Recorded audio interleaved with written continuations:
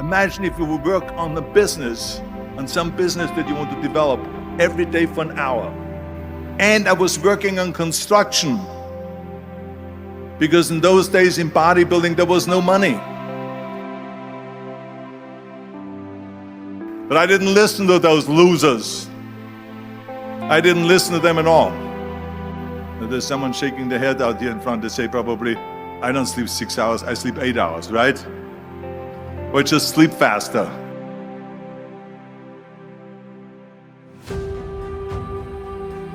Now let me get right away to the first rule of success. The first rule of success is to have a vision. You see, if you don't have a vision of where you go, and if you don't have a goal where you go, you drift around and you never end up anywhere. It's like you can have the best ship in the world, you can have the best airplane in the world. If the pilot or the captain doesn't know where to go, it would just drift around. It would not end up anywhere, or most likely in the wrong place. So I was very fortunate that I stumbled onto my vision. I mean, as you know, I was born in 1947 in Austria after the Second World War. And I didn't really like Austria when I grew up. I couldn't wait to get out of there. I couldn't see myself becoming a farmer or a worker in a factory or anything like that. Even though my parents wanted me to stay there and have a normal life. My father wanted me to become a police officer like he was. My mother wanted me just to stay there and marry a girl with the name of Heidi, hopefully, and have a bunch of kids and run around like the Van Trapp family in The Sound of Music. But that was their vision, not mine. My vision was totally different. I felt that I was born for something special, for something unique, for something big. So I was searching. Then one day I went to school. I remember I was 11 years old, and they showed a documentary about America. There they showed in this documentary the huge skyscrapers, the high-rises, the huge bridges, the 6-lane freeways, the huge cars with the wings sticking out, and all of this stuff. And I said to myself, that's where I want to be. I don't want to be around here with these little farmhouses and these little buildings and everything is old. I want to be in America. But now the question was just, how do you get to America? In those days, it was a very expensive trip. It's not like today. So again, I was very fortunate that one day after school, I walked by a store in Graz, which was called Brühl. And it was the only store that really sold kind of American stuff. So one day, they had jeans there, American jeans. And then they had the bull walker. Then they had an expander and some barbells and some dumbbells and an exercise bench in the window. So I went inside and I looked around and I looked at this stuff, and then I saw a magazine.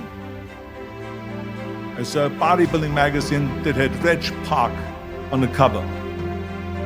Reg Park was then a 3-time Mr. Universe. And I saw him on the big screen as Hercules. And on the cover it said, how Reg Park, Mr. Universe, became the Hercules star. That's what the cover story was all about. So I looked at the cover and I said to myself, I got to get this magazine. So I bought the magazine, I took it home and I read it over and over from the front page to the back. It had everything in there, how he trained, how he was working out in Leeds, England, in a factory town, how he worked out every day for 3-4 hours and became the strongest man of Europe, and how he won Mr. Europe and Mr. Great Britain, and then eventually Mr. Universe, and how he won the 2nd Mr. Universe and the 3rd Mr. Universe, and how he was discovered to play the starring role in Hercules. I read that and I said to myself, wow, this is the blueprint for my life. This is exactly what I want to do. I want to become a bodybuilding champion just like Reg Park. I want to get into movies just like Reg Park. And I want to make millions of dollars and be rich and famous just like Reg Park. You know how great it felt that I knew where I was going? Imagine the majority of people don't know where they're going. I knew where I was going, that I'm going to become this bodybuilding champion just like him. So it was just a question of how do you do it? I was so relieved, because when you have a goal, when you have a vision, everything becomes easy. Because remember that in America, for instance, when you study, you will see the percentage of people that like their jobs. 74% hate their job in America. Now, there is not much different when you come to Europe. The majority of people don't like what they're doing, because they're really not doing it because they didn't have a goal and they followed this goal. They just aimlessly drift around, and then all of a sudden there's a job opening, so they get that job because you have to work. But then when you work, it's a chore. It's work. It's not fun. So if you think about, only a quarter of the people really enjoy what they're doing in life. That is unbelievable if you think about it. So I felt so blessed that I knew what I was doing. It's like a medical student that studies and knows he wants to become a doctor. You know where to go. So I knew where to go. So people always ask me, when they saw me in the gym in the pumping iron days, they say, why is it that you're working out so hard? 5 hours a day, 6 hours a day, and you have always a smile on your face. The others are working out just as hard as you do, and they look sour in the face. Why is that? And I told people all the time, I said, because to me, I'm shooting for a goal. In front of me is the Mr. Universe title. So every rep that I do gets me closer to accomplishing that goal, to make this goal, this vision turn into reality. Every single set that I do, every repetition, every weight that I lift will get me a step closer to turn this goal into reality. So I couldn't wait to do another 500-pound squat. I couldn't wait to do another 500-pound bench press. I couldn't wait to do another 2,000 reps of sit-ups. I couldn't wait for the next exercise. I felt so great knowing where I was going, and I tell you, it worked. I mean, think about it. And at the end, I was just not visualizing just my exercise, but I was really lifting the trophy over my head. That's what I was thinking about. And with the age of 20, I went to London and I won the Mr. Universe contest as the youngest Mr. Universe ever. And it was because I had a goal. And this is no different than anything else, what I'm talking about. This is not just about bodybuilding. It was the same in acting. I remember when I was doing Conan the Barbarian. I was crawling on the rocks with a sword in my arm, crawling on all four. And of course, being that it's Conan, I didn't have clothes on or anything like that, right? So I was kind of, my knees were bare, my elbows were bare and everything else. And I'm crawling on the rocks. So after 10 takes, my elbows were bleeding and my knees were bleeding. And the director came to me and he said, Arnold, I'm so sorry that you have to go through this, but we need one more take. A close-up of you crawling with the sword towards the camera. Can you handle one more take? And I said to him, I don't know what you're talking about. He says, I'm totally fine. He says, but you're bleeding. I said, because I don't feel it, because I can visualize what the scene will look like in a film. And I'm so excited about this scene. And so I had this in my mind. And so this is why it didn't matter if I had to do another 50 takes or 100 takes, no matter how much I bleed on my elbows or my knees. I saw that vision of the perfect scene, and it was an important scene, and I would do it over and over again until we got it.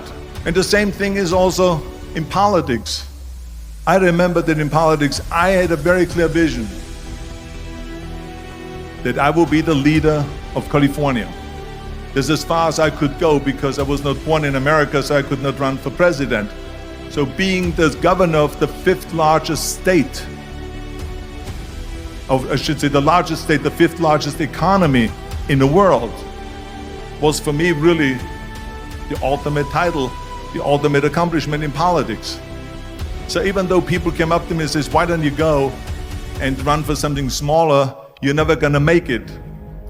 I ran for governor, and then 2 months later I became governor of the state of California. Again, because I had a very clear vision what I'm gonna do with California. So let me tell you something, visualizing your goal and going after it makes it fun. You got to have a purpose no matter what you do in life. You got to have a purpose. So that's rule number 1, have a vision.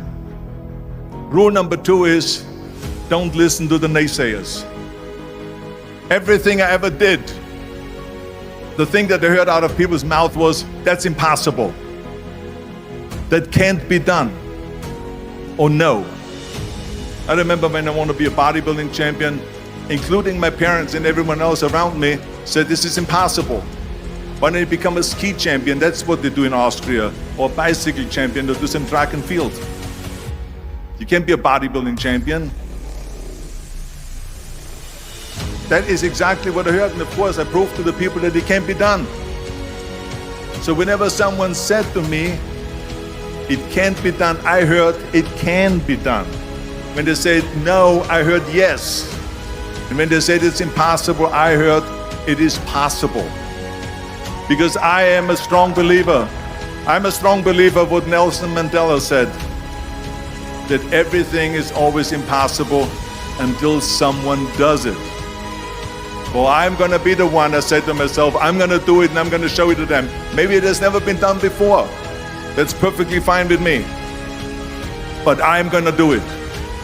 And I did not listen to the naysayers. The same was also when I went into not just in bodybuilding, they said no. When I wanted to come to America, when I wanted to go to America, they said it's impossible. There's no money that you have to fly even over there. You have no money when you go over there to live with. And what do you think, they're gonna wait for you? They have plenty of big bodybuilders over there. It was all no, and it can't be done, it's impossible. And I remember then that the same thing happened also when I went into the show business. Can you imagine, I was now a bodybuilder, I weighed 250 pounds, I was Mr. Olympia 6 times, I was Mr. Universe 5 times, and Mr. World and Mr. International. I won 13 World Bodybuilding Championships altogether. And now I said to the agent, the Hollywood agent, I want to get into movies. He said, that's funny, Arnold. I asked a studio executive, I say, I want to get into movies. I want to be a leading man. He started laughing. So they all say it's impossible. I said, why is it impossible? He says, because look at how big you are. You weigh 250 pounds. Hercules bodies and muscular bodies weighing 20 years ago. 20 years ago they did Machista and they did all this Samson movies and Hercules movies and stuff like that, but not anymore. Arnold, this is the 70s. Do you know the sex symbols today? It's Al Pacino. He weighs 150 pounds. It's Dustin Hoffman. He weighs 146 pounds. And guess who else is a sex symbol? Woody Allen. So imagine they're telling me now that those are the new sex symbols. So therefore forget about it. And then they told me this, and your accent, even if you reduce all your body weight and everything and have a normal body, your accent. I said, your accent, I mean, it will go give people goosebumps. With the German accent, it will get people the creeps. They will get scared. He says, no one in Hollywood ever has become a leading man that had an accent. Doesn't happen. People in America want to hear their actors talk like John Wayne, or like Burt Reynolds, or like Clint Eastwood. Not like someone on Hogan's Heroes or something like that. Some Nazi movie. This is the kind of stuff that they heard. They said, no, you see, it's impossible. And plus your name who can pronounce Schwarzenegger or something like that. No one can pronounce that, so forget about it, Arnold. This is the kind of thing that I heard. Imagine, you go from studio executive to studio executive, from agent to agent, from manager to manager, and they all said exactly the same thing. Now that's very encouraging, isn't it? But you know something? I didn't give a shit. Because I believed that I can be a leading man. I believed that I could be another Clint Eastwood, or another Burt Reynolds, or another Warren Beatty, or whatever those characters were, Charles Bronson and so on. I believed that I could be those people. I said, there's enough room on that ladder that I can fit up there. And I looked back again and learned from what I learned in sports. In my case, in bodybuilding. It's all about the hard work that you put in. I said to myself, in bodybuilding, I worked out 5-6 hours a day. I'm going to do the same thing now for acting. And of course, I went to college to study English. I studied voice, accent removal, acting classes, and all of this stuff. All day long, I worked and I worked and I worked. And within a short period of time, I made one movie called Hercules in New York, which of course went right into the toilet.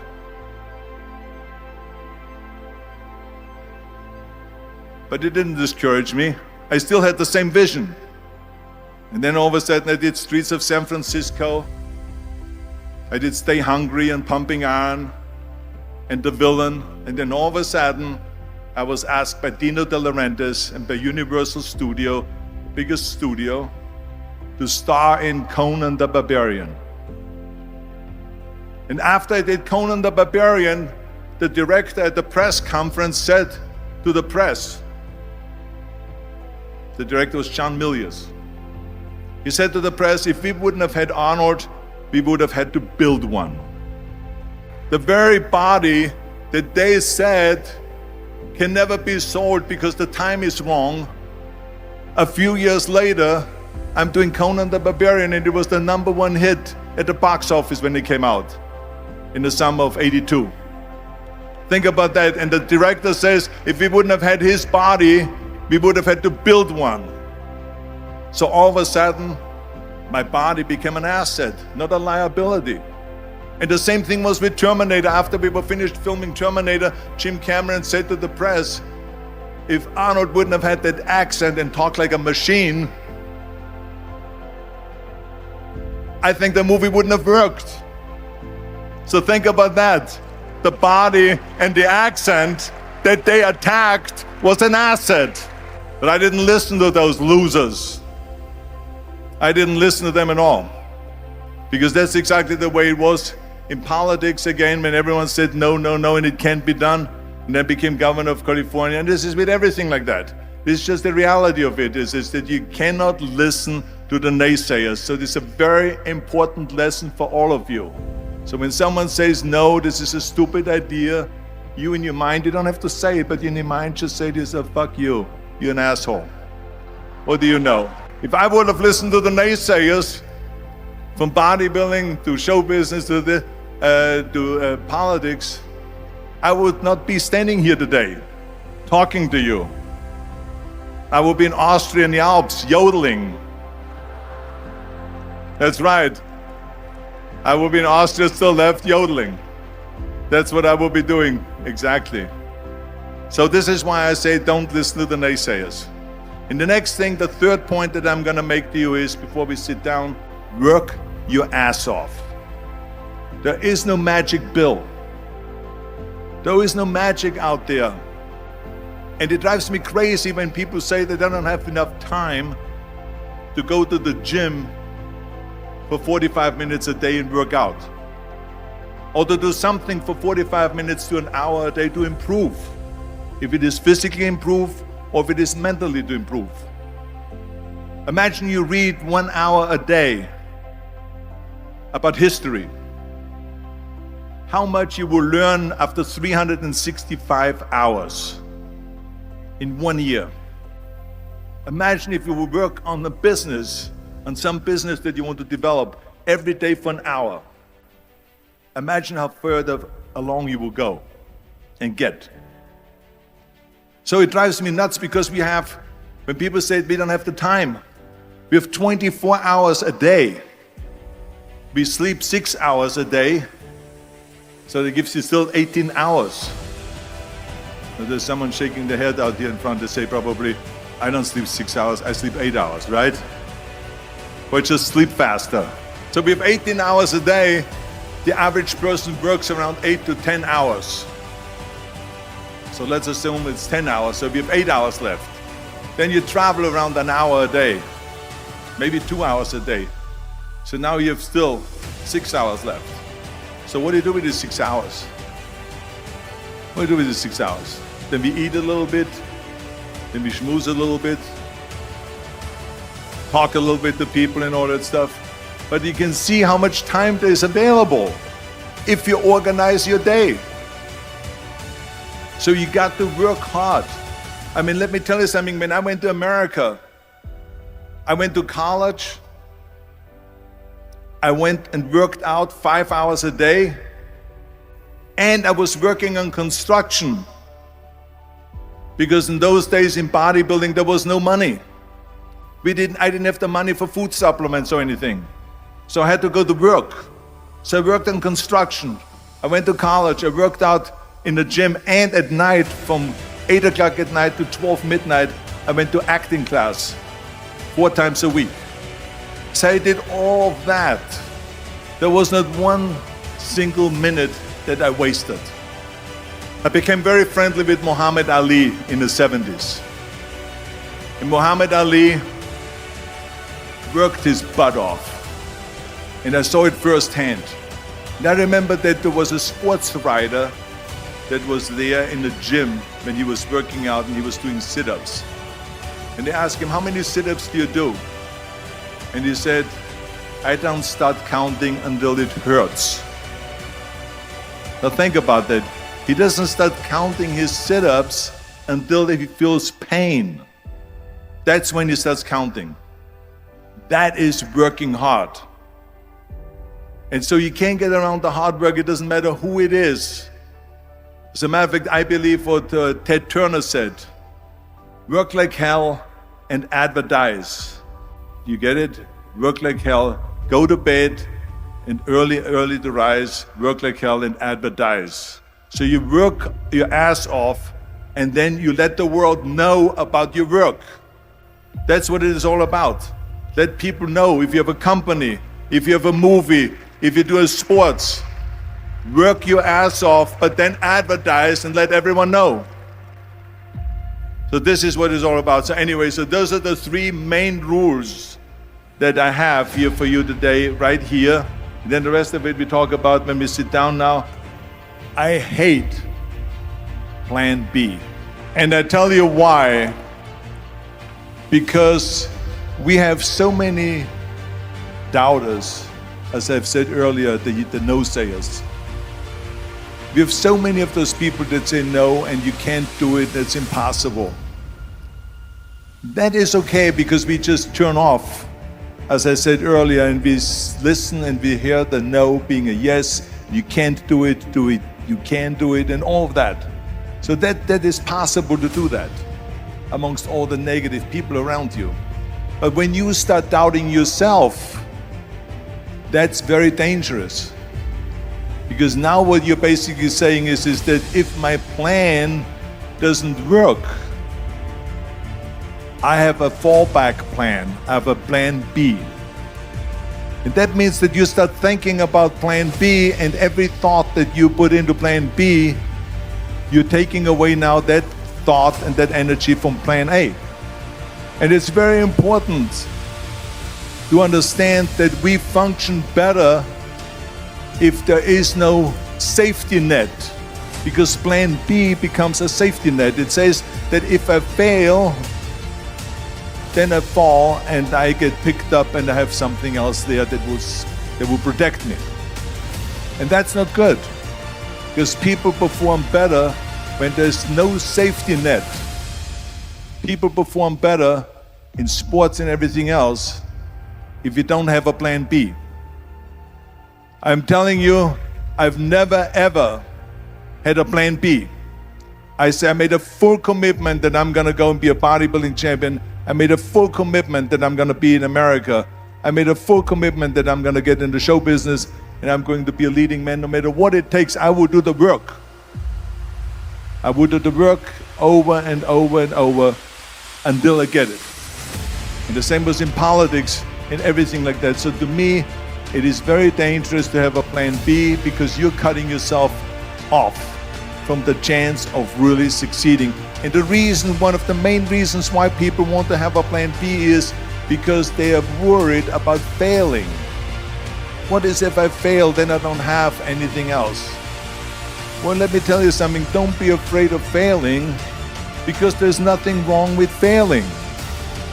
You have to fail in order to climb that ladder. What is not okay is that when you fail, you stay down. Whoever stays down is a loser. And winners will fail and get up. Fail and get up. I failed in bodybuilding. I lost bodybuilding competitions. I lost powerlifting competitions. I lost weightlifting competitions. I had movies that went in the toilet and that were terrible and got the worst reviews. And in politics, I remember I had many of the initiatives on the ballot and we lost. My approval rating in California went down to 28%. And then it went back up again and they won again the governorship. Hey, we all lose. We all have losses. This is okay. And this is why I say don't be worried about losing, because when you're afraid of losing, then you get frozen. You get stiff, you're not relaxed.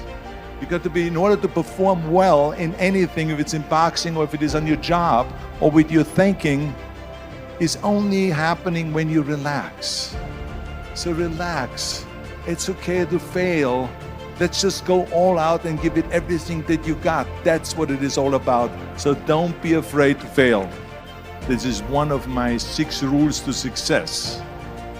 You can only feel complete as a person if you think about what can you do for your fellow member around you that maybe needs help. I felt like that everyone has a different motivation why you get into that.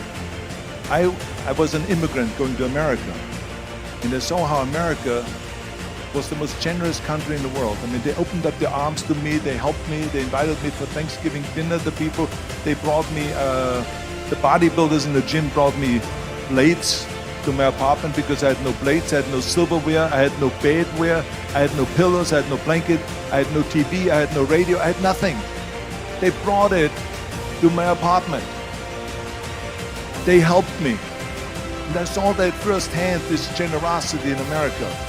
And I said to myself, as an immigrant that is being embraced with open arms, that I need to go and make sure that I give something back. Right? Because I started thinking about how did America become such a great country? How did America become such a generous country? Well, I look back in history and I realized that people have fought for America, and people have died for America, and people have suffered for America. And so it's my job now to contribute to keep it as being the #1 country in the world. And this is when I started feeling obligated, and I said to myself, so what can I do? I'm a bodybuilder, what can I do? Well, then I realized when I saw Special Olympics that I can help and train Special Olympians. And so we started getting involved in Special Olympics, and in no time, I proposed to them to start powerlifting in Special Olympics, to have deadlift, which was a safe thing to do, and to have bench press, which was a safe thing to do. And it became the #1 sports in Special Olympics, powerlifting. They always have a packed hall of 5,000 people. And I tell you, I felt so good.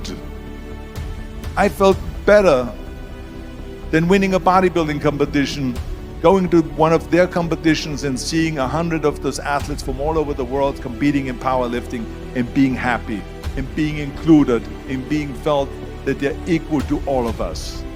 The more I realized how good it feels to give something back, and that's when my idea came about after-school programs, because after school, when I traveled to all the schools to train the students, I saw there was a huge gathering of students after the school was over outside the school. And I asked the school principal, what are all the students doing? And he said to me, Arnold, you have to understand that 70% of the kids in our schools, they come from parents where 70% of the parents are both working. So therefore there's no one there picking them up. So that's got me the idea to start after school programs, to keep these kids in school while the parents are working and to offer them homework assistance, tutoring, sports and fitness programs and arts programs, music and painting and so on. That's why I said earlier, there's no such thing as a self-made man. I mean, when you think about it, you're born and you need your parents to raise you. You need your teachers to teach you. You need your coaches to do sports. I remember that everything I did, I always needed help. Think about it when someone says, Arnold, you're the greatest self-made man. I said, you can call me anything you want. You can call me Arnie, you can call me Schwarzi, you can call me Terminator, you can call me Governator, but don't ever call me self-made man. I said, because I did not get to that point by myself. I mean, think about just to be successful in the movies. How are you going to be successful in the movies without having an audience? The only one that makes you successful in the movies is the people that go to see the movie.